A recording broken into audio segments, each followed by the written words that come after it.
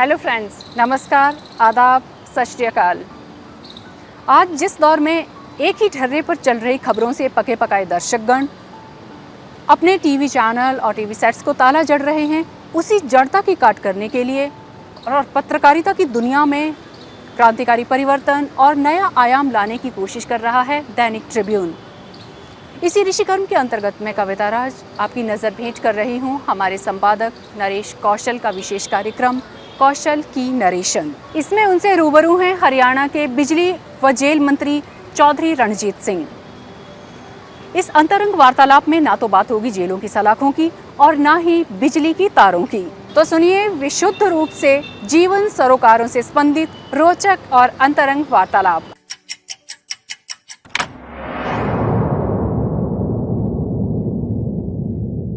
ये जनता मेरे साथ थी, एमएलएज मेरे साथ थे।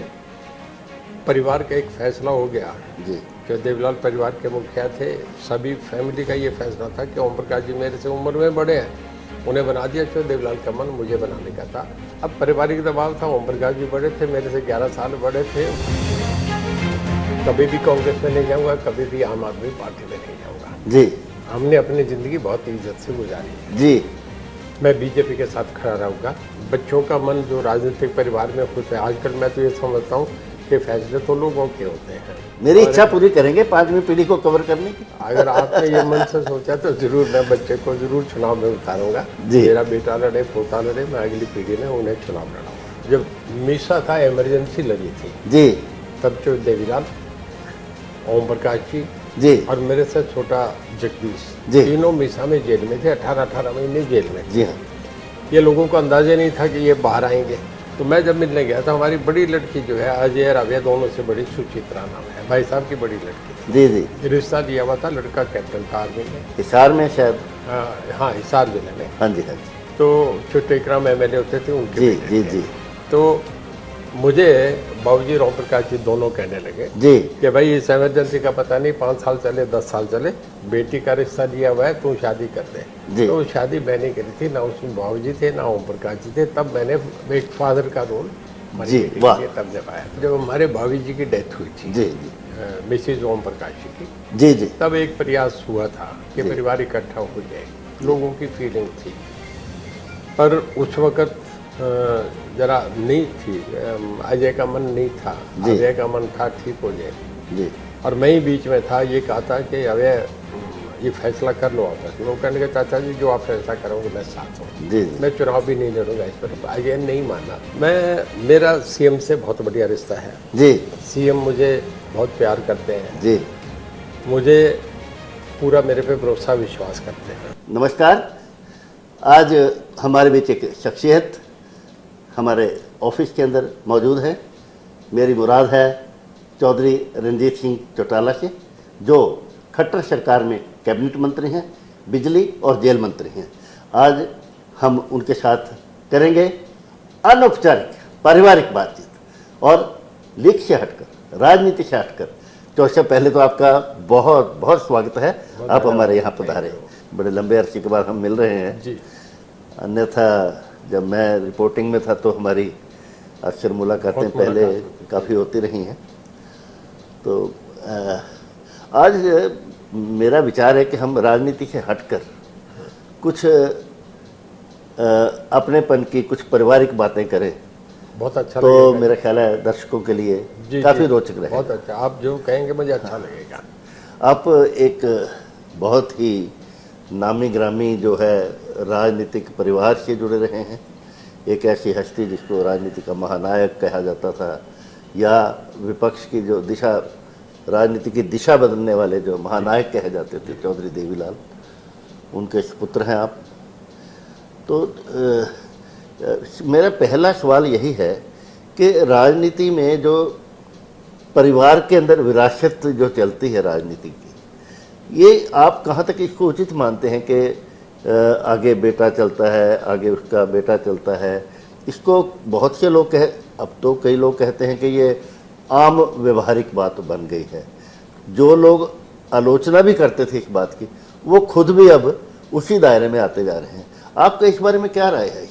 देखिए, डेमोक्रेटिक सेटअप में जी जहाँ एक सिविलाइज सोसाइटी वो एक गवर्नमेंट इलेक्ट करते हैं, उन्हें एक रूल को वो अबाइड हो, लोगों से जाति नहीं हो, लोगों को फंडामेंटल राइट मिले, इसे एक हम सेटअप कहते हैं जो बनता है जी। और इसमें ये नहीं कह सकते हम, हमारे देश में नहीं, अमेरिका में भी कैनेडी परिवार को 3-3 फैमिली मिले। जॉन आपके ये जो बुश थे उनकी फैमिली को 2 बार लोगों ने उसी फैमिली को 2 बार चुना। जी जी। आपकी बाजार में एक अकाउंटेबिलिटी, क्रेडिबिलिटी होती है। ओके। अगर खैतान पंखा लेंगे, उषा मशीन लेंगे तो उसका बाजार में मार्केट है, उसके नाम से बिकता है। जी जी। जो देवीलाल एक बहुत बड़े आदमी थे जी। मेरे फादर में कहता अच्छा नहीं लगता। जी जी। देश की राजनीति में 87 में एक वैक्यूम आया था। ओके। 85-86 में जी। राजीव गांधी फेल हो गए थे, कांग्रेस के सामने एक विकल्प चाहिए था। 87 में जो देवलाल ने एक नया युद्ध शुरू करा, पूरा जनमानस उनके साथ लग गया। जी जी। आंध्र प्रदेश, बंगाल और तमिलनाडु हमसे बड़ी स्टेट हो सकती है, ओके। पर जो पॉपुलेशन है उसके हिसाब से इतना बड़ा मैसिव मैंडेट किसी को भी नहीं मिला जो परसेंटेज ऑफ वोट से जो देवीलाल को मिला। Right right. 90 में से 85 सीट जीत के आए, एक तरफा जो हीरो की तरह वो चुनाव लड़े, एक सेनापति की तरह जिसको चैलेंज करा उसी को हरा दिया। वो लोकसभा लड़े, बलराम जाखड़ को जाके सीकर में चैलेंज करा, राजस्थान में लोकसभा जीत के आ गए। जी जी। हरियाणा में वो रोहतक से आके जीते, उनका घर कहीं आगे रोहतक में जीत के गए। जी जी। उस वक्त के बहुत बड़े जननायक थे ओके। और प्राइम मिनिस्टर ऑफिस को भी उन्होंने छोड़ दिया था। जी जी। उनका वो पीक टाइम था। जी। अब उन दोनों में वो लालू को बना गए, मुलायम को बना गए, हुकम सिंह जैसे आदमी को मुख्यमंत्री बना गए, तो ये नहीं रिट तो चलती है। आज मोदी साहब किसी को भी मुख्यमंत्री बनाते, मैं परिवारवाद की बात नहीं कहता जी। पर जो जिसके पीछे मासेज खड़े होंगे वो किसी को भी बना सकता है। हाँ। और अक्षय देवलाल की ये स्थिति थी उस वक्त, उन्होंने जिसको भी चाहा मुख्यमंत्री बना दिया, बने। वो ठीक है। हमारे जयप्रकाश के लिए वो कहते थे, जेपी के लिए, जी। कि ये ट्रैक्टर चला रहा था, इसे कोई जानते नहीं, गांव में सरपंच नहीं बन सकता, मैंने भाई तो उधर डिप्टी मिनिस्टर बना दिया, भारत सरकार में बन गया कि नहीं बन गया? वो कहता मैं बन गया। ये मंच पे कहते थे। तो हमें आज भी चौधरी साहब के नाम का मिल रहा है, उनके नाम का नहीं मिले तो हम 5 मेंबर विधानसभा में एक ही परिवार के नहीं बन सकते। एक ही परिवार के लोग हम उचाना में जाके वीरेंद्र सिंह को हरा दें, भिवानी में जाके जो बंसीलाल की फैमिली को हरा दें, तो ये कुछ सोचो देवलाल के नाम का जादू। लेकिन चौधरी साहब वो ठीक है आपकी बात कि आपने कहा कि परिवार में मोदी साहब जो हैं वो किसी को बना दें, लेकिन मोदी साहब की पार्टी का तो परिवार है जिसको आरएसएस का परिवार कहा जाता है। तो आप ये तो आप इससे मुनकर तो हो नहीं सकते कि उनका कोई ऐसा परिवार नहीं है। वो अलग बात है कि वो जैविक, मैं उस बात से मास लीडर से कह रहा हूँ कि उनके साथ जिसके लेकिन साथ जनता होना जी वो किसी को भी बना दे। लेकिन मेरा सीधा सवाल आपसे ये है कि चौधरी साहब, क्या हम अगर पीछे चले जाएं इतिहास में, राजनीति के इतिहास में, आपके पारिवारिक इतिहास में, तो अगर हम 87 से लेकर 90 को फोकस करें तो ऐसा नहीं कि आप इस जो पारिवारिक विरासत की जो लड़ाई होती है या खेल होती है उसमें एक आप हारे हुए खिलाड़ी नहीं है? मैं ये तो आप मुझे जैसा प्लेस करेंगे आपका फैसला, पर मैं एक बताता हूँ कि जनता मेरे साथ थी, एमएलएज मेरे साथ थे, परिवार का एक फैसला हो गया जी। जो देवलाल परिवार के मुखिया थे, सभी फैमिली का ये फैसला था कि ओम प्रकाश जी मेरे से उम्र में बड़े हैं, उन्हें बना दिया। जो देवलाल का मन मुझे बनाने का था। मुझे जब मिनिस्टर बनाया गया तब भी मैंने मना करा था कि मैं आपकी कैबिनेट में मैं मिनिस्टर बनूँ, मुझे नहीं होना, लोग क्या कहेंगे। वो कहने लगे कि मैं जब दिल्ली जाऊँगा तो अगर तुम मिनिस्टर होगे तो तुम्हें एक्सेप्ट कर लेंगे, अगर तुम मिनिस्टर नहीं होगे तो एमएलए को तुम्हारे बीच में बनारसी दास गुप्ता, वीरेंद्र सिंह, कृपाराम पुनिया, बहुत लोग आएंगे। तो मैंने उनकी बात मान ली। तो तब मुझे इस बात से पता था कि उनका मन था, नहीं तो मैं मिनिस्टर शायद ना बनता। दर्शकों की जानकारी के लिए हम बताना चाहेंगे कि 87 में चौटाला साहब, ओम प्रकाश चौटाला मुख्यमंत्री बनते हैं। वो उस वक्त उनकी पार्टी का नाम था लोकदल बहुगुणा। चौधरी ओम प्रकाश चौटाला के मन में चाहे कोई भी ख्वाब रहे होंगे, लेकिन चौधरी देवीलाल अपने बड़े बेटे की बजाय रंजीत जी को अपनी विरासत संभालना चाहते थे। सभी जानते हैं कि रंजीत जी को 87 में जब सरकार बनी चौधरी देवीलाल जी की, तो रंजीत जी को बनाया गया कृषि मंत्री, और उन दिनों में ओम प्रकाश चौटाला थे राज्यसभा के मेंबर और पार्टी के प्रधान, प्रदेश पार्टी के। तो ये जानकारी के साथ ही मैं चौधरी साहब आपके पास फिर आता हूँ। आपको कृषि मंत्री बनाया और बहुत ही आप वाइब्रेंट थे उस वक्त। लोगों में भी ये एक इम्प्रेशन था कि अगर दोनों भाइयों को एक पलड़े में तोला जाए तो आपका ये कहा जाता था कि बड़े जेंटल हैं, बड़े हैं, और उनके बारे में कहा जाता था कि ऑर्गेनाइजेशन चलाने में उनका कोई शानी नहीं है। तो मेरा जो पहले मैंने जो प्रश्न किया था कि आप कहीं ऐसे हारे हुए खिलाड़ी तो नहीं हैं, आपने उसका जो उत्तर दिया है वो ठीक है, लेकिन आपकी राजनीति का जो कितने दशक हुए हैं, तो इतने दशकों का जो बीज बोया हुआ था, जो संघर्ष था, उसका परिणाम तो अब जाकर मिला है। आप ये मेरा जहाँ तक मेरे को याद पड़ता है कि आप पूरा अपना अवधि जो होती है 5 साल की टेन्योर होती है किसी विधायक की, ये शायद पहली बार है कि आप पूरे टर्म के लिए एक मंत्री के रूप में आए हैं। तो आप कैसा महसूस करते हैं इसमें? मैं आपके पहले सवाल का जवाब दूंगा। जी जी कि आपने कहा कि वो बहुत अच्छे ऑर्गेनाइजर थे। जी देखिए, मेरा तो 87 से मैं राजनीति में आया। जी। ओम प्रकाश जी मेरे से बहुत पहले थे। हाँ। अगर वो बेस्ट ऑर्गेनाइजर थे तो फिर जनता मेरे साथ क्यों होती? अगर वो बेस्ट ऑर्गेनाइजर थे तो एमएलएज की मेजोरिटी मेरे साथ क्यों होती? ये तो तभी थी ना कि जब मैं सच्चा। आज भी हरियाणा में मैं जहाँ कहीं भी जाता हूँ, किसी गांव में 3-3, 4-4 हज़ार की भीड़ होती है। जी। मुझे मेरी परफॉर्मेंस का बहुत मिलता है, तब भी मुझे परफॉर्मेंस का मिल रहा था। हाँ। और यही है कि मेरे में ये काबिलियत ऐसी करके जो देवलाल भी मुझे खूब आगे बढ़ा रहे थे, राजमाननीय मुख्यमंत्री भी मुझे खूब आगे बढ़ा रहे, मुझे कभी भी किसी मामले में मुझे रोकते नहीं। मैं पहली बार जब रेड करने गया, मैंने थर्मल हाउस में, थर्मल पावर में करा, पानीपत में 5 चीफ इंजीनियर पकड़े, 5 एससी, 3 चीफ इंजीनियर, एक फाइनेंस डायरेक्टर फाइनेंस। तो मुझे तब उन्होंने, मैं पूछा कि जी ये कितना बड़ा है और मुझे कुछ इनपुट मिल रहा है, मैं करूं क्या? कहने कि आप खुल के करिए, करो जो भी है। इसके बाद मैंने 4 बार पूरे हरियाणा में साइमल्टेनियसली रेड करे। जी।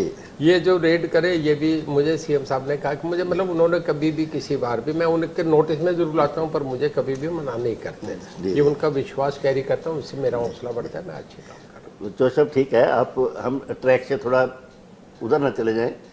आप अपने कार्यकाल की बात कर रहे हैं, बहुत अच्छा, इसमें कोई शक नहीं है कि कोई भी विवाद आपके अब तक के कार्यकाल में एज ए जो जेल मंत्री या विद्युत मंत्री हैं, ऐसा कोई विवाद नहीं सुना गया। लेकिन हम रहना चाहते हैं आपके पारिवारिक ट्रैक पे।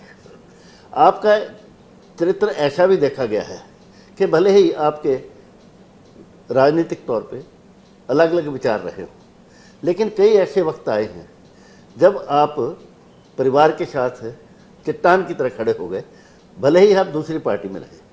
मैं उदाहरण के तौर पे कहना चाहूँगा कि आपके भतीजे छोटे, यानी कि चौटाला साहब के छोटे पुत्र, एक कांड ऐसा हुआ घर में, गोली चलने का कांड था। मैं उसकी गहराई में नहीं जाता, ना हम उसकी कोई अच्छाई बुराई की बात करना चाहेंगे, लेकिन उन वक्त की सुर्खियाँ थी अखबारों में कि रंजीत सिंह ने उस मामले को किसी तरीके से रफा दफा करने में या अपने परिवार को सुरक्षित रखने में बड़ी अहम भूमिका अदा की थी। क्या मैं सही कह रहा हूँ?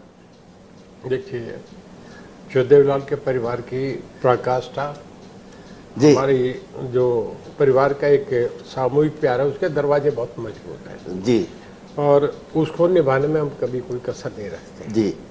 राजनीतिक लड़ाई अलग चीज़ है जी जी, पर जब पारिवारिक मामला आता है तो उसमें परिवार के साथ खड़ा होता हूँ। जब ओम प्रकाश जी की सजा हुई, हालांकि बादल साहब को सिक्योरिटी वालों ने मना कर दिया जी जी, सबसे पहला मैं आदमी था जब उन्हें सजा हुई, उसी दिन मैं उन्हें पंत हॉस्पिटल में मिलने चला गया था जी जी, मैं मिल के आया जी। और मैंने स्टेटमेंट भी ये दिया था कि पहले परिवार में किसी भी पार्टी में, आज मैं ओम प्रकाश जी के साथ खड़ा हूँ। वो हमें अच्छा लगता है। हमारे परिवार में ये नहीं कि घरों के ताले लग गए, हम ये काम नहीं करते। और जब भी ओम प्रकाश जी मुख्यमंत्री रहे, मैं 6 साल में एक बार भी नहीं गया जी। जब वो मुख्यमंत्री जी से हट गए तो मैं फिर उनके बाद मैं अब उन्हें हर हफ्ते में 10 दिन में मिलने जाता हूँ, उनसे पूछ के उनके कुशल क्षेम तब मैं ये करके नहीं गया था कि मुझे ये ना समझे कि रणजीत सिंह कमजोर आदमी है, मैं सता करके इनके पास आऊँ। मैं कभी नहीं, आप बिल्कुल सही कह रहे हैं, लेकिन जो आपका ट्रैक रिकॉर्ड रहा है, जो हम पुराने लोग देखते रहे हैं कि एक छत्र छाया होती है, बादल पर प्रकाश सिंह के बादल की छत्र छाया सुखबीर पे है, ऑब्वियस है।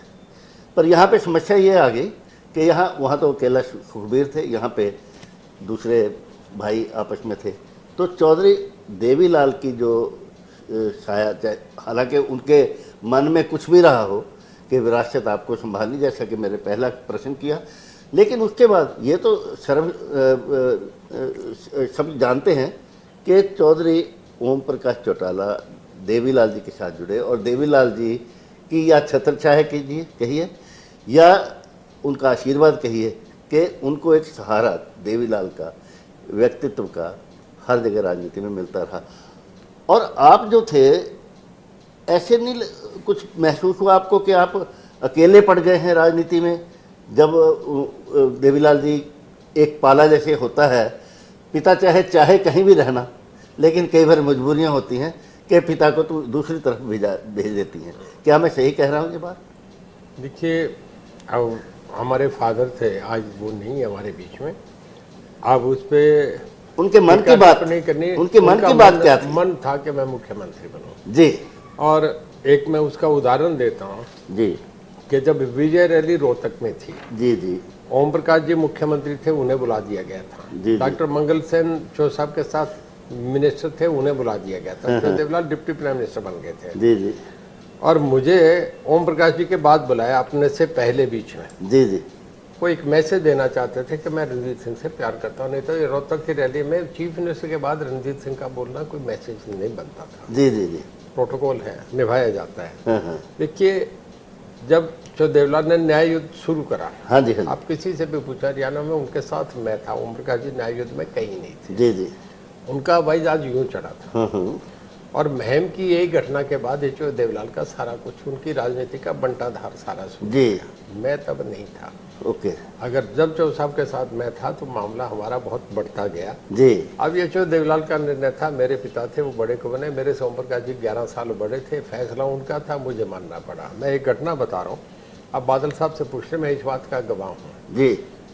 जो देवीलाल ने ये जिम्मेदारी लगाई कि मेरा ओम प्रकाश जी का फैसला हो जाए।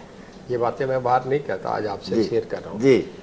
बादल साहब से कहा कि रणजीत सिंह आपके घर आएगा नाश्ते पे, और ओम प्रकाश जी को कहा कि बादल साहब के नाश्ते पे जाओ। ओके। हम दोनों सुबह नाश्ते पे चले गए। बादल साहब मुझे अंदर छोटे ड्राइंग रूम में बैठाए, उनके पास कुछ मेहमान आए हुए थे। जी। और मुझे कहने के ओम प्रकाश जी जाएंगे, आप वेट करो, मैं अंदर लेके आ रहा हूँ।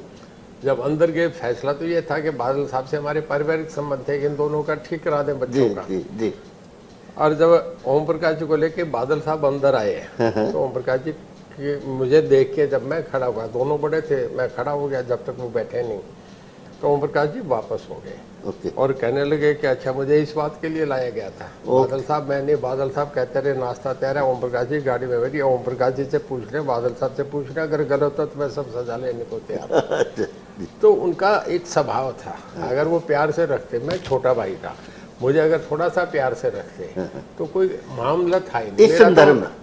इस संदर्भ में एक पॉइंटेड क्वेश्चन, क्या चौधरी देवीलाल की मजबूरी रही और उन पर दबाव रहा कि वो आपको नहीं बना पाए और उनको दूसरे चुनना पड़ा, या कि आप दूसरे शब्दों में कहें कि उन पर कोई बहुत दबाव था कहीं? मैं उन पे कुछ दबाव ही था जिस करके उन्हें ये से फैसले लेने पड़े, वो नहीं चाहते थे। कैसा दृश्य दबाव था, कुछ थोड़ा सा एक्सप्लेन करेंगे? अब पारिवारिक दबाव था। ओम प्रकाश जी बड़े थे, मेरे से 11 साल बड़े थे। उन्होंने कुछ बातें कही जो मैं यहाँ शेयर नहीं करूँगा, मुझे करनी भी नहीं चाहिए परिवार की बातें। कि जब जो बंसीलाल थे, रणजीत सिंह पढ़ता था, आपके जब बसें रोक दी गई थी, आपके ट्रैक्टर चला दिए थे कि तब तो ओम प्रकाश माता था। आज ये स्कूल में पढ़ते बच्चे को बना, ये बाप बेटे के रिश्ते होते, इमोशंस की कोई डेप्थ नहीं होती। राइट। इमोशंस को तो फीलिंग और डेप्थ में जाके जब आप गहराई में देखेंगे तभी पता लगता है। जी जी। तो एक वो इस तरीके का मामला था जिसपे जो देवीलाल मूव करके परिवार की तरफ खड़े हो गए, मुझे नहीं मिला। लेकिन चो सब एक बात तो है ना कि आपने कहा कि जब भी कोई विपत्ति में परिवार आया तो आप जरूर इकट्ठे हुए, चट्टान की तरह खड़े हुए, जैसे मैंने भी एक एग्जाम्पल दिया। लेकिन दूसरी बार जो इतनी बड़ी चुनौती आई, इतनी बड़ी समस्या खड़ी हुई या संकट राजनीति कह सकते हैं, जब ओम प्रकाश चौटाला और अजय सिंह और दूसरी तरफ एक तरफ अजय सिंह और दुष्यंत चौटाला और दूसरी तरफ अभय सिंह और ओम प्रकाश चौटाला, ये एक टकराव हुआ या पार्टी में टूटन जब आने लगी, तो उस वक्त क्या आपने अपनी भूमिका समझी नहीं या कोई निभाई थी जो दूसरों को नहीं पता? नहीं, देखिए, मैं अनइनवाइटेड कहीं भी नहीं गया जी। अगर ओम प्रकाश जी ये समझते कि रणजीत सिंह को बुलाओ, कर सकते हैं, क्योंकि मैं तब कांग्रेस में था जी। और बहुत आना जाना नहीं होता था, क्योंकि अब तो हम विपक्ष में हैं, बीजेपी के साथ हूँ, मुख्यमंत्री जी भरोसा करते हैं। अब मैं अगर अजय से भी मिलूं, अभय से भी मिलूं, तो हमारे यहाँ कभी कोई नोटिस नहीं रहता। उस वक्त तो मैं कांग्रेस में था। जी जी। अगर मैं बहुत इनके मामले में ज़्यादा पढ़ता तो वो ठीक सा पार्टी में भी मैसेज ठीक नहीं जाता। जी जी। और मुझे भी इतना वो विश्वास में नहीं ले रहे थे, इस करके मैंने नहीं रोल समझा कि मैं ये करूँ। जी जी। तो एक रंजीत सिंह जी, जैसे कि मैंने कहा कि आप उस साये से, जो एक महामानव का साया था राजनीति में, उससे हटकर आपने अपने पैरों पे खड़े होकर अपनी ज़मीन तैयार की, राजनीति की अपनी फसल तैयार की, और उस फसल को तैयार करते हुए आपने एक तरह से दूसरी पार्टी में भी जाने का फैसला लिया, जैसे कि आप कांग्रेस में शामिल हो गए। और कांग्रेस में मेरा ख्याल सर्वविदित है कि भूपेंद्र सिंह हुड्डा जी के साथ आपके रिलेशन शायद आज भी घनिष्ठ संबंध बहुत अच्छे थे और रहे, और ये आपने कई बार प्रेस में भी स्वीकार की है ये बात। आज आप निर्दलीय विधायक हैं, भले ही उसका कारण ये रहा कि आपको कांग्रेस ने जो है टिकट नहीं दी, और ये शायद एक बार नहीं हुआ, आपके साथ ऐसा न्याय पहले भी, जैसे कि हम देखते रहे, ऐसा न्याय पहले भी हुआ है। फिर भी आपने निर्दलीय होते हुए भी ये चुनाव जीता है। एक निर्दलीय होते हुए भी, कांग्रेस को छोड़ने के बाद भी, और ऐसे इलाके में जहाँ ओम प्रकाश चौटाला का प्रभाव रहा हो, आप जीत कर आते हैं, तो उसके बाद क्या आपने ये नहीं सोचा कि आप अपनी ही एक भूमि तैयार करें, अपनी ही कोई पार्टी तैयार करें, या उस कांग्रेस में दोबारा से शामिल हो जाएं जिसमें काफ़ी समय आप भूपेंद्र सिंह हुड्डा जी के साथ रहे, या कि अपनी पार्टी बनाने की कोई आपने सोची हो कभी? मैंने जब अपना फैसला करा चुनाव लड़ने का, जिस दिन मेरा टिकट कैंसिल कर दिया, उस दिन जब नहीं मुझे दिया गया, तो मैं तो उसी दिन अगले दिन आके अपना नॉमिनेशन फाइल करा जी। और लोगों ने मुझे कहा कि हम आपके साथ, आप परवाह नहीं करो, आपको टिकट हम देंगे ना, आप खड़े हो। मैं इंडिपेंडेंट खड़ा हो गया, सबकी जमानतें जब मैं 20,000 से जीता जी। बीजेपी ने मुझे बहुत भरोसा विश्वास दिया जी। मैं पहले दिन ही जिस कांग्रेस को मैं छोड़ के आया, जिसकी टिकट मुझे ना मिले, मैं स्वाभिमानी आदमी, उनकी खिड़की पे दोबारा जाके जीत के मैं कैसे खड़ा होता? मेरा इखलाक मुझे इजाज़त नहीं देता था, मेरे पे रास्ता नहीं था। मुझे अपने मुख्यमंत्री जी ने पहले दिन ही फ़ोन करा कि मुझे अच्छे आदमी चाहिए, जो सब आपका साथ चाहिए, आप चुनाव जीत रहे हैं। मैं कहने का अगर स्टेट का इलेक्टेड पर्सन एक नंबर मुझे ये कहता है तो मेरा विश्वास मौजूद है, मैं आपका धन्यवाद करता हूँ। आप मेरे आगे साथ जा रहे हैं, तो अगर आपकी सीटें 28 आई और कांग्रेस की 52 आ गई, तो मैं 52+1 नहीं होगा, मैं 28+1 हूँ, मैं आपके साथ हूँ, आप लिख लें, जहाँ जाना चाहिए मैं कहता हूँ। सबसे पहले जाके मैंने समर्थन दिया। अच्छा। उन्होंने मेरा विश्वास करा, देखिए, मुझे इज्जत मान दी। आदमी का टेस्ट एक बार होता है, रोज रोज हम इम्तिहान पे नहीं आ सकते। नहीं, भले आप ये कह रहे हैं कि आप पहले से ही कमिटेड हो गए थे मुख्यमंत्री के साथ, लेकिन चर्चा तो ऐसी भी रही है कि इलेक्शन होने पर और इलेक्शन के बाद भी अभय सिंह चौटाला, दुष्यंत चौटाला, आप लोग एक परिवार जो था उसको इकट्ठा होने का प्रयास भी ऐसा हुआ है, ऐसा सुनने में आया कि हम इकट्ठे होकर किसी ग्रुप को सपोर्ट करें, सारे परिवार के लोग। ऐसा भी कोई समय सोच या ऐसे क्षण आए थे क्या? एक बार जब हमारे भाभी जी की डेथ हुई थी, जी जी, मिसेज ओम प्रकाश जी की, जी जी, तब एक प्रयास हुआ था कि परिवार इकट्ठा हो जाए, लोगों की फीलिंग थी, पर उस वक्त जरा नहीं थी, अजय का मन नहीं था, अजय का मन था ठीक हो जाए जी, और मैं ही बीच में था। ये कहा था कि अभय ये फैसला कर लो आपस में। वो कहने के चाचा जी जो आप फैसला करोगे मैं साथ हूँ, जी जी मैं चुनाव भी नहीं लड़ूंगा इस पर। अजय नहीं माना जी है। कई बार जैसे मेरा ओम प्रकाश जी का फैसला था तो कोई उस वक्त नहीं मान रहे थे, मैं नहीं माना था, वो नहीं मान रहे थे। अब बच्चों का अपना अधिकार है, वो अपना फैसला करें, पर मैंने एक प्रयास जरूर करा। जी। तो आप जेल मंत्री रहे हैं इस वक्त, आपके भतीजे, आपके भाई 10 साल की जेल हुई उनको, आप कितनी बार वहाँ उनको मिलने गए होंगे? मैं एक बार नहीं 20 बार उनसे मिलने गया हूँ। जब पैरोल पे आए तब मैं तकरीबन रोज ही जाता था जी। और जेल में भी मैं कम से कम 15-20 बार उन्हें तिहाड़ जेल में मिलने गया हूँ। जब वो हॉस्पिटल में थे तब भी मैं, जब भी वो हॉस्पिटल में शिफ्ट होते थे मेडिकल ट्रीटमेंट के लिए, तो मैं हॉस्पिटल में भी जाता था। मतलब मेरी 50 मुलाकात हुई है तब। एक चौचब हरियाणा में और हमारे पंजाब में या ग्रामीण अंचल में हिंदुस्तान के एक रिवाज होते हैं, रीति रिवाज, जैसे लड़कियों को पूजना, ऐसे तीर्थ त्योहार होते हैं जहाँ पे बाप अपनी भूमिका निभाता है, भाई अपनी भूमिका निभाता है। लेकिन जब एक बाप या भाई जेल में हो तो क्या उसकी जगह, उसके बिहाफ पर आपने कोई ऐसी भूमिका अजय के लिए, उसके परिवार के प्रति, उनकी बेटियों या उनके भाई या किसी दूसरे फंक्शन में, या चौटाला साहब की जगह आपने ऐसी कोई भूमिका अदा की? हाँ है जी। जब मीसा था, इमरजेंसी लगी थी जी तब जो देवीलाल, ओम प्रकाश जी जी और मेरे से छोटा जगदीश, जी। तीनों मीसा में जेल में थे। 18-18 महीने जेल में थे। जी हाँ। ये लोगों को अंदाजा नहीं था कि ये बाहर आएंगे। इस तरीके की अफवाहें होती थी कि स्लो पॉइजनिंग हो रही है, कोई नेता बाहर आएगा नहीं, सब यहाँ से जाएंगे। ओके। तो मैं जब मिलने गया था, हमारी बड़ी लड़की जो है, अजय रावे दोनों से बड़ी, सुचित्रा नाम है, भाई साहब की बड़ी लड़की थी। जी जी। रिश्ता लिया हुआ था, लड़का कैप्टन था आर्मी में। हिसार में शायद?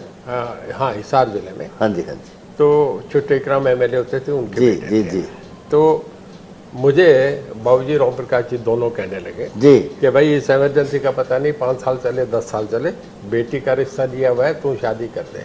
जी। तो शादी मैंने करी थी, ना उसमें बाबूजी थे ना ओम प्रकाश जी थे। तब मैंने एक फादर का रोल जी, वाह। तब निभाया था। क्या बात, क्या बात। चौचब, हमने जैसे पहले शुरू में कहा कि आज हम राजनीति की बात नहीं करेंगे, क्योंकि लोग भी राजनीति को बार बार देखकर सुनकर उब जाते हैं, तो इसीलिए हमने कोशिश की है कि हम ऐसी घरेलू बात करें। लेकिन इसके साथ ही कुछ मानवता से, संवेदनाओं से जुड़ी हुई बातें जरूर हैं जो आपके कार्य क्षेत्र से जुड़ी हैं। जैसे अब जेल मंत्री हैं, हरियाणा की जेलों में आजकल रेडियो जॉकी का एक मुहिम चली हुई है, जो एक वर्तिका नंदा नाम की जो एक लेडी है, जो दिल्ली के एक कॉलेज में मास कम्युनिकेशन की आज अध्यक्ष है, और वो ये भूमिका निभा रही है। तो उसको लेकर मैं सिर्फ ये जानना चाहता हूँ कि हरियाणा की जेलों के अंदर मानवीय संवेदनाओं को देखते हुए, जो इतने बड़े अपराधी होते हैं, उनके मनों को बदलने के लिए या उनको सांत्वना देने के लिए या उनको अच्छे रास्ते पर लाने के लिए ये रेडियो जॉकी जैसे ये क्या कार्यक्रम है?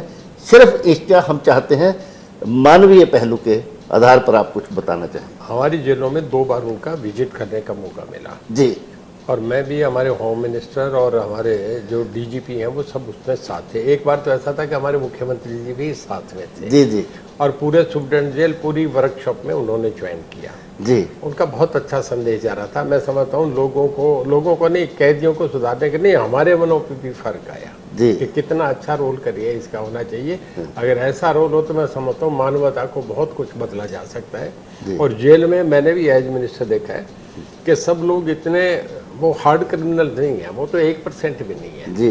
कुछ घटनाओं से लोग ऐसे करके जेलों में जाना पड़ गया, वो हालात की वजह से होते हैं। वो लोग सुधर के बाहर आना चाहते हैं। जी हाँ। हमारी भी ये कोशिश रहती है कि इन्हें सुधार के अच्छे नागरिक बन के बाहर जाए ताकि अपने जीवन अच्छी तरीके से रहे। जेलें इतनी बदनाम हो गई थी जी जी कि जेल से कोई छोड़ के आता है तो उसे नौकर भी रखने को तैयार नहीं, कि तो कैद से आया है, ये तो जेल से आया है। अब उनका हम टोटल उनका कॉन्सेप्ट बदल रहे हैं कि इन्हें अच्छे नागरिक बनाएं। हमारी जेलों में हम कर रहे हैं, जैसे स्वामी ज्ञानानंद जी हैं, स्वामी अवधेशानंद जी हैं जी। अच्छे जो इंस्टीट्यूशंस के बढ़िया लोग हैं वो आए, कुछ प्रचार करें, कुछ लोगों का मन बदलें, लोगों को टीवी दिखाने का काम करें। लेडीज का हम टेलीफोन पे उनकी 5 से 10 मिनट तक बच्चों से बात कराने का काम करें। एक जेल में हमारी छोटी बच्ची थी जो जेल में ही पैदा हुई थी। अच्छा। अब कोई माँ है 5-6 महीने से प्रेग्नेंट है, वो जेल चली गई तो बच्चा तो होगा। ओके। वो एक दिन जब 3 साल की होगी तो सुप्रीडेंट जेल विजिट करने गए, सेशन जज थे, तब वो गए तो वो एकदम डर गई। अच्छा। उसे ये देखने लगी कि ये शेर आ गया कि बंदर आ गया, क्या आ गया, वो डर के चिल्लाई। जी। तो ये महसूस करा गया कि नहीं, हमने इसने लेडीज के बिना आदमी देखे ही नहीं, तो आदमी देखे उसे पता नहीं क्या लगे। जी। तो फिर हमने ये सोचा कि जो बच्चा 4 महीने 6 महीने का, साल का हो जाए, उसे टॉयज दिलाओ, उसे मिठाइयाँ दिलाओ, उसे वैन में लेके बाजार में घुमाओ, ताकि ये दुनियादारी से इनका एक संपर्क बने। जी। और ये मानवता संवेदना तो है। मैं आपको इसी बात से बता रहा हूँ, आपका हमारा 4 पीढ़ी से प्यार है। मैं पहली बार ट्रिब्यून की बिल्डिंग में आया हूँ। जी, इससे पहले मैं जाता जरूर था, न्यूज भी देखते हैं, मेरा पहली बार इस बिल्डिंग में आना हुआ है। जी। जी। क्योंकि आपसे जब मुझे सुना तो मेरा मन था कि मैं आपसे मिलूँ। आप हमारे साथ 4 पीढ़ी से जुड़े हुए हैं। जी। जो देवलाल के साथ मैंने 1970 में आपको देखा, 1987 में देखा, मैं ऑफिशियल रेजिडेंस पे रहता था। जी। जी। उसके बाद आप मेरे रोम प्रकाश जी के साथ रहे, राइट। आप अजय रवे को आपने कवर करा, आप बच्चों को भी कवर कर रहे जी, जी। हैं। आपसे तो हमारा एक पारिवारिक नहीं, जिसे हम पीछे की स्टेशन से उठ गए, उससे भी ज़्यादा गहराई का एक रिश्ता बन गया। जी, जी। ये करके मुझे अच्छा लगता। आप हैं, तब एक चावला साहब होते थे, एक भी के चम होते थे, जी। वो पुराने लोग, खोसला जी होते थे। हाँ, एक खोसला साहब होते थे, श्याम खोसला जी थे, तो एक विद्यासागर थे। तो हमारे बाबूजी की उस वक्त की हमें एक दिखता है कि हमारे जो देवलाल के साथ रहते उसी। चौधरी रणजीत सिंह जी बता रहे हैं मेरे बारे में 4 पीढ़ियों की बात, लेकिन मेरी इच्छा तो ये है कि 5वीं पीढ़ी में बात की जाए, 5 पीढ़ी को भी कवर किया जाए। तो चौधरी साहब, मेरा आपसे सीधा प्रश्न है, आपके पुत्र राजनीति में कितने सक्रिय हैं और आप उनको भविष्य में कैसी भूमिका में देखना चाहते हैं? देखिए, बच्चों का मन जो राजनीतिक परिवार में होता है, आजकल मैं तो ये समझता हूँ कि फैसले तो लोगों के होते हैं। मेरी इच्छा पूरी करेंगे 5वीं पीढ़ी को कवर करने की। अगर आपने ये मन से सोचा तो जरूर, मैं बच्चे को जरूर चुनाव में उतारूंगा। मेरा बेटा लड़े, पोता लड़े, मैं अगली पीढ़ी में उन्हें चुनाव लड़ाऊंगा। जी। जी। जी। और चाहूँगा कि मैं कम से कम आपसे हमारे रिश्ते जो है वो 5वीं पीढ़ी में 4 से 5 अच्छा होता है, 5 से 7 अच्छा होता जी। है। जी। जी। तो हम 5 का वो फिगर तो पूरा करें, मेरी ये पूरी कोशिश। जी। जी। मैं अब अपने कार्यक्रम को समाप्ति की ओर चौधरी साहब ले चलते हैं। आज आप तो मंत्री हैं ही, भले ही आप निर्दलीय हैं, दूसरी तरफ जेजेपी, जननायक जनता पार्टी में जो आपके भतीजा हैं, तो दुष्यंत जी, वो भी डिप्टी चीफ मिनिस्टर हैं। आप उनकी भूमिका को कैसे देखते हैं? अपने आपके सपने कैसे हैं? क्या वो उस भूमिका में ठीक चल रहे हैं, या आपका नाता उनके साथ तालमेल ठीक से चलता है कैबिनेट के हिसाब से और पारिवारिक के हिसाब से? देखिए, एक ऐसा प्रश्न आ गया कि बीजेपी और जेजेपी गठबंधन की सरकार है जी, और हम भी 7 MLA हैं जो हम भी इंडिपेंडेंट उनका सपोर्ट दे रहे हैं। मैंने दुष्यंत से पहले समर्थन दिया था जी। तो मैं जेजेपी और बीजेपी की गठबंधन पे ज़्यादा बारीकी से नहीं जाना चाहूँगा, मैं उससे थोड़ा सा हट के ही अपना रहना चाहूँगा। जी। मेरा सीएम से बहुत बढ़िया रिश्ता है जी। सीएम मुझे बहुत प्यार करते हैं जी। मुझे पूरा मेरे पे भरोसा विश्वास करते हैं। जी। जी। मैं उसी को लेके हम 7 MLA अपनी आइडेंटिटी रख के हम काम करें तो वो ज़्यादा अच्छा रहेगा। वो हमारे बच्चे हैं, बच्चे तो सबके अपने प्यारे होते हैं, हमें भी प्यारा बच्चा है वो। जी। तो जब आप अब निर्दलीय हैं और आपके साथ बाकी के भी 9 लोग शायद निर्दलीय और हैं, आपके साथ अब आगे भी चुनाव होंगे, आपके घनिष्ठ संबंध आप मुख्यमंत्री के बता रहे हैं या भारतीय जनता पार्टी के हैं या नहीं है मैं नहीं कह सकता, लेकिन अभी अभी मैंने आपके साथ चित्र देखे मोदी जी के साथ आपके परिवार का, जैसा मैं आपके चित्रों में घनिष्ठ संबंध देख रहा हूँ ऐसा बड़ा कम देखा गया है, जिस तरह से आप उनके बराबर कुर्सी पे बैठे दिखाई दे रहे हैं। आने वाले भविष्य में मैं पहले आपके बेटे का नाम जानना भी चाहता हूँ। साथ ही गगनदीप सिंह है जी। गगनदीप सिंह के साथ चौटाला लगाते हैं? हाँ लगाता है वो चौटाला, मैं नहीं लगाता वो लगाता है। अच्छा, गांव का नाम है चौटाला। तो मेरा प्रश्न ये है कि आने वाले चुनाव में गगनदीप या आप स्वयं भारतीय जनता पार्टी में आकर चुनाव लड़ेंगे, निर्दलीय लड़ेंगे, या वापस जिस पार्टी में आप थोड़ा सा दिल छोड़ कर आए हैं भूपेंद्र सिंह हुड्डा, क्या उधर भी जाकर चुनाव लड़ सकते हैं? मैं 2 बात क्लियर कर रहा हूँ, मैं मीडिया में सामने कह रहा हूँ, ऑन रिकॉर्ड कह रहा हूँ जी। कभी भी कांग्रेस में नहीं जाऊंगा, कभी भी आम आदमी पार्टी में नहीं जाऊंगा जी। हमने अपनी ज़िंदगी बहुत इज्जत से गुजारी है। जी। मैं बीजेपी के साथ खड़ा रहूँगा। हाँ। अब इससे ज़्यादा मैं दूसरी पे कभी सोचूंगा तो नहीं। शामिल होने में क्या दिक्कत है? नहीं, मैं शामिल नहीं होगा। क्यों हूँ मैं? मेरी अपनी इज्जत है। मैं एक इस सवाल का जवाब देता हूँ। डॉक्टर करण सिंह के लिए जी सिंधिया साहब को बीजेपी में लाने का मेरा बहुत बड़ा रोल रहा है। जी आपका जनरल वीके सिंह को बीजेपी में लाने का मेरा बहुत बड़ा रोल रहा है। मैं ऑन रिकॉर्ड कह रहा हूँ। जी मैंने डॉक्टर करण सिंह से बात करी जी कि डॉक्टर साहब आप भी बीजेपी ज्वाइन करो, मैं बात करूँ। जी। मेरे उनसे बहुत अच्छे संबंध है, जो जम्मू कश्मीर के महाराजा हैं। हाँ। वो कहने के तो साहब हमारी फैमिली की इज्जत है। ओके। हरी सिंह जी के नाम से, मेरे नाम जी। से, मैं अच्छे फिलोसफर में भी रहा हूँ। हाँ। और मैं अब बुढ़ापे में ये समझ के लोग ये कहेंगे करण सिंह सत्ता के लिए उधर चले गए, वो राजना, मैं ये काम नहीं करूँगा। जहाँ हूँ ठीक। मैं बीजेपी में आ गया, मैं उनका समर्थन कर रहा हूँ। मैं इसी में खुश हूँ। बीजेपी मुझे चाहेगी तो चुनाव लड़ा देगी, और बीजेपी नहीं चाहेगी तो मैं बैठा हूँ। जी। मैं दूसरी पार्टी का कभी ना सोचूंगा, और ऑन रिकॉर्ड कर रहा हूँ, ना कभी कांग्रेस में ना आम आदमी पार्टी में। जी जी जी जी। तो ये बातचीत हम बड़ी औपचारिक ढंग से करना चाह रहे थे, लेकिन इसका समापन तो बहुत ही बड़े राजनीतिक बम के साथ होने जा रहा है। वो बम है इनके सुपुत्र का आने वाले विधानसभा में या दूसरे किसी भी चुनाव में, इलेक्शन में लड़ने का फैसला। और नंबर 2 के चौधरी रणजीत सिंह बीजेपी में भले ही न जाएं, लेकिन बीजेपी का दामन कभी नहीं छोड़ेंगे। इन्होंने मेरी इच्छा पूरी की चौटाला परिवार की 5वीं पीढ़ी को कवर करने की। तो फिर मिलेंगे इनके बेटे जगदीप के साथ इंटरव्यू के लिए। इसी के साथ जो साहब बहुत बहुत धन्यवाद। बहुत धन्यवाद। नमस्कार। बहुत अच्छा लगा आपसे पारिवारिक संबंध भी, आज आपसे जो पॉलिटिकली चर्चा करा, बहुत अच्छा लगा। धन्यवाद।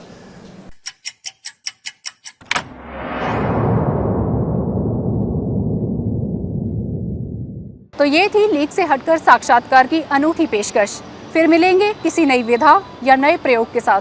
तब तक आप हमारा YouTube चैनल ज़रूर सब्सक्राइब करें, हमारी वेबसाइट विजिट करें, और ताज़ा तरीन और बेहतरीन खबरों के लिए पढ़ते रहिए दैनिक ट्रिब्यून।